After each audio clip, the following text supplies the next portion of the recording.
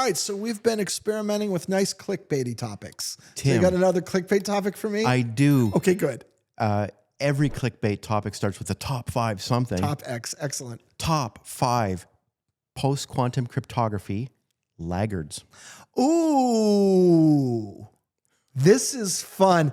I don't know if we can keep it to 5. Oh no, we could go way beyond 5, but I'm gonna on purpose. I like a good stack, right? Stack ranking's important. Top 5 PQC laggards. I want to hear this, and I'm also going to withhold the right to perhaps suggest if there should have been someone else who was in the top 5 instead. Absolutely. So let's roll through your list first. Yeah.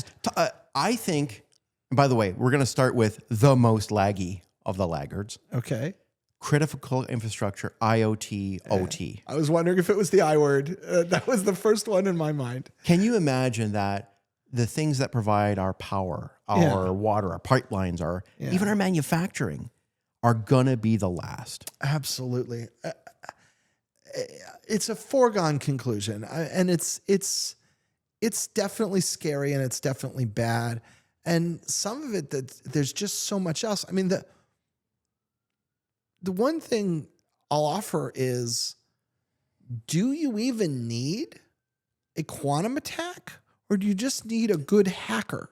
It occurs to me that they are so vulnerable anyway.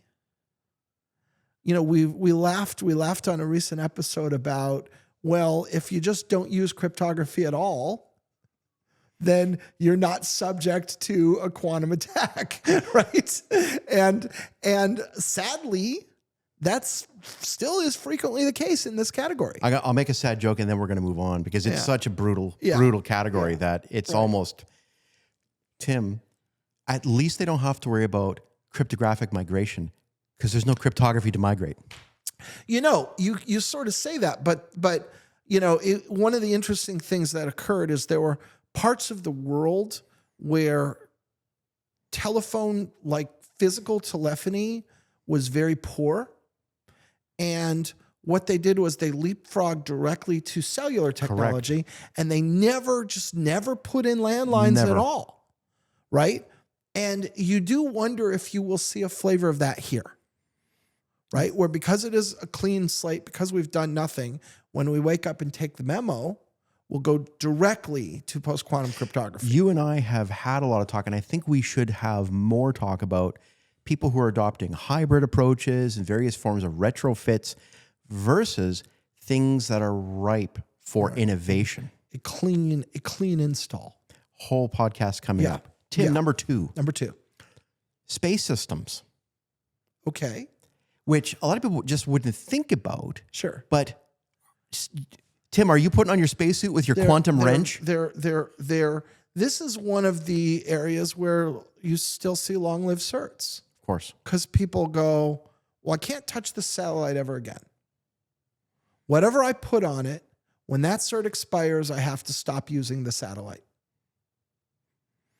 because I will never touch it ever again. Yep. And that's where you see a 20-year cert. And so, how do you update that? You just can't. You just can't. Right. And so therefore, almost by definition. And not even space, like mostly space, but there's other stuff like, if you deploy what we normally would call IoT devices, like out in the world where they're very hard to get back. I got one for you. Hang them on phone wires or drop them in the ocean. I got one for you that's actually number 3. Yeah. Automobiles. Automobiles. Same problem. Which might be the perfect example. Now, at least automobiles get regularly serviced. So you can imagine that I come into the dealer and someone has a USB and they put it in and something gets updated.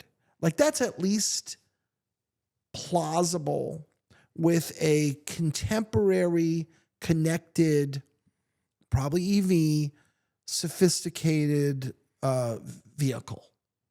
Right? Still also have a whole lot of the fleet of the world. Oh, yeah, a whole lot of fleet of the world. Now, once again, I have sitting in my garage my 93 Del Sol. And it's never going quantum. And it's never going to be PQC because there are no chips in it. Yes.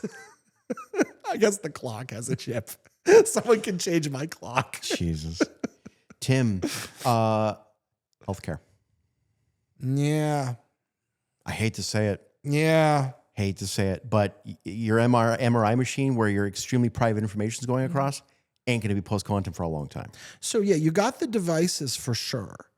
You also have healthcare. You have kind of a parallel infrastructure. I mean, it's using normal off-the-shelf components and whatnot, but there's a completely separate information sharing system. You know, when you go to a specialist and your patient records show up there miraculously, that's all happening through its own system, which among other things has its own PKI.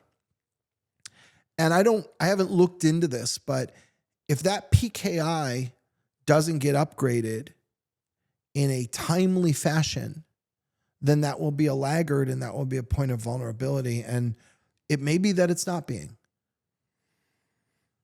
Tim. Or okay, go ahead. No. Complete your thought. But category 5 is so exciting to me. Finish your list first.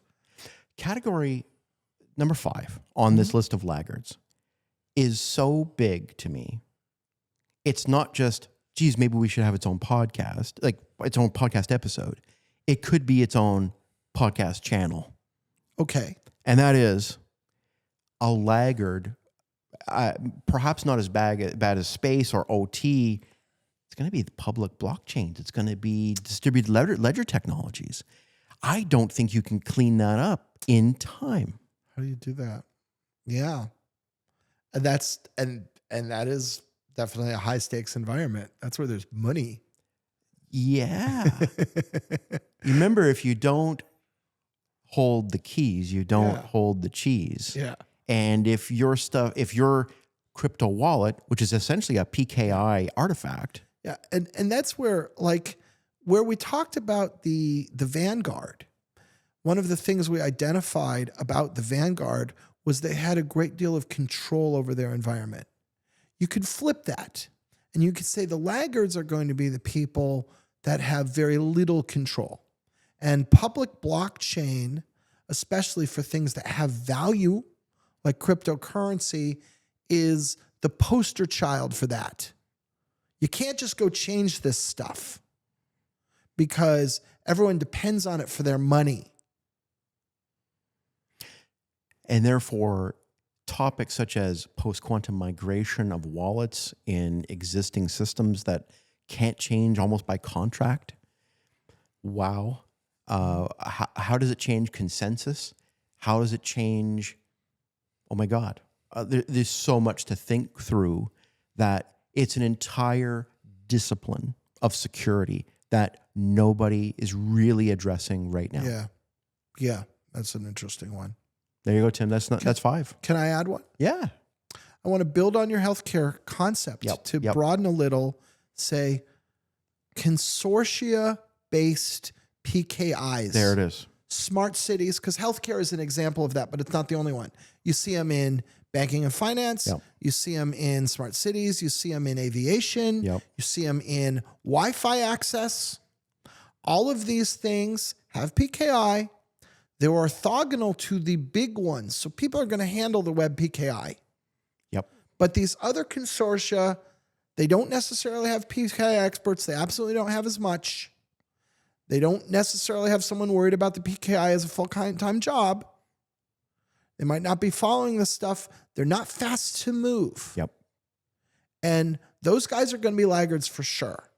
I think putting it at the number 4 position-ish, in that same category, that's dead on. Yeah. I think taking your healthcare concept and just expanding it to other things that have those same qualities is exactly right.